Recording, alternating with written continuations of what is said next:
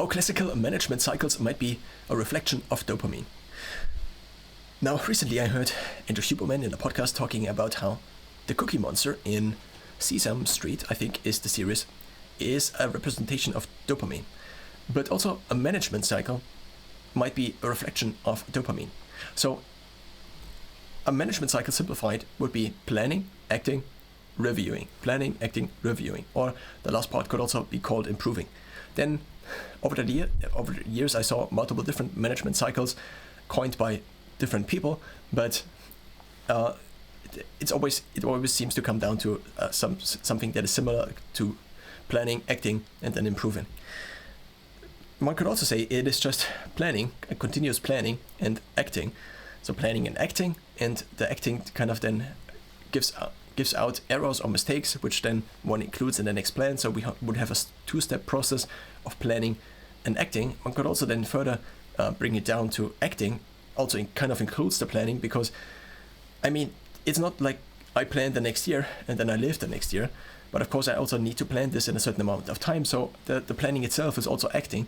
So therefore, one could also say it's a continuous process of just doing things, which also then spits out errors, which then one tries to include in the next iteration of whatever one is doing, and so on and so forth. So it is not so much a management cycle, but rather maybe the management cycle is just a temporarily separated out version of the continuous process of living or acting. So the question is then, to which extent is this a reflection of dopamine? Dopamine seems to be the molecule of more, as Daniel Z. Lieberman, I think, described it on his book title, or his book was with the following title, The Molecule of More. Now, my knowledge on dopamine, or what I just heard a lot of Huberman Lab episodes. Huberman, Andrew, has not written a book yet, so I cannot also cite his book as the source for this. But it seems to be the case that dopamine seems to be the molecule of more that drives us basically forward. It also seems to be influenced, for example, and maybe amplified by testosterone, at least to my understanding of this matter.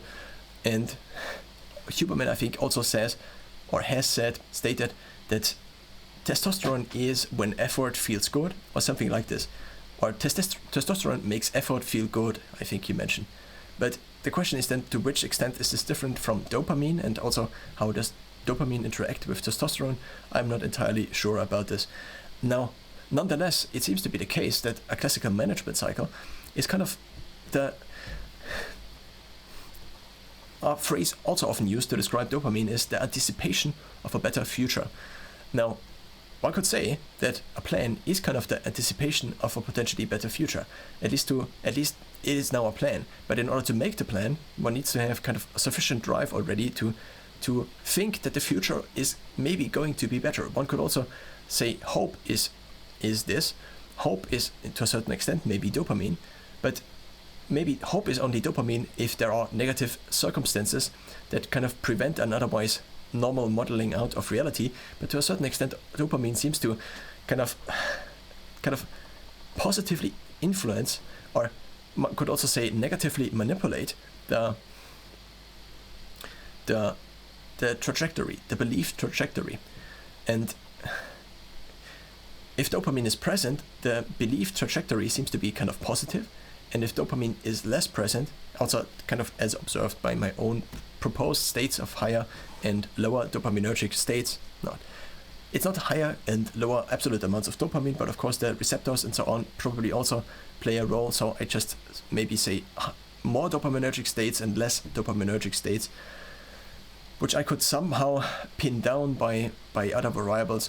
Or I think, of course I cannot really measure my dopamine, but at least from what I've heard and from what I have experienced, I try to find the overlap between those two.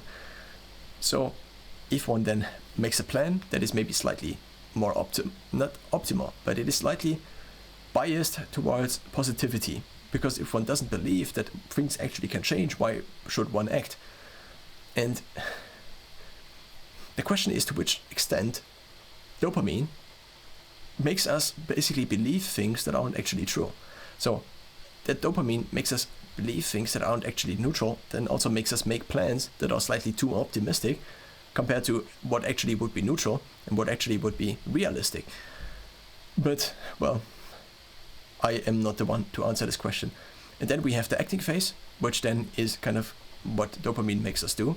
And then we also have the improvement phase, which might then be also a cycle of dopamine that is kind of less dopaminergic, where one says, okay, I did this, but this is actually not good. It's actually terrible. And these are all the things that are terrible. But now I try to implement all of these things that are terrible, and I try to make something better, which is already then, again, starting the next management cycle